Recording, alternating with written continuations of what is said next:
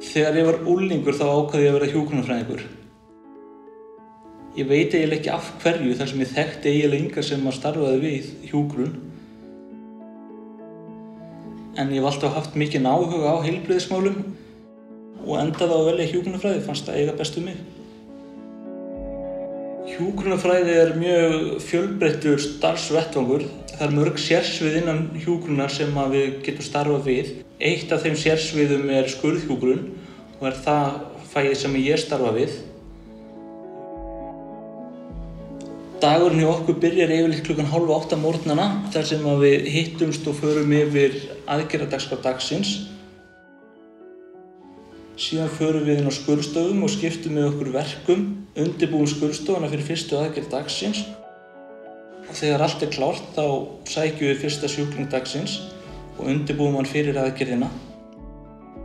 Aðgerðirnar geta í sumum tilfellum verið mjög bráðar, þá er mjög mikilvægt að allir þekki sín hlutverk til þess að allt gangi hratt og örugglega fyrir sig.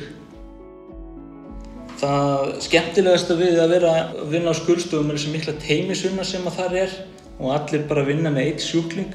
Það finnst mér mjög gefandi og skemmtilegt. Þegar ég útskrifast sem skurðhjúkrunarfræðingur þá var ég annar karlmaðurinn á Íslandi til þess að klára það nám. En síðan ég kláraði þá hafa 3 karlmenn til viðbótar útskrifast sem skurðhjúkrunarfræðingar. Þetta er þó vonandi aðeins að breytast og karlmönnum í hjúkrunarfræði hefur fjölgað. Ég held að það hafi ótvíræða kosti að hafa hjúkrunarfræðinga af báðum kynjum.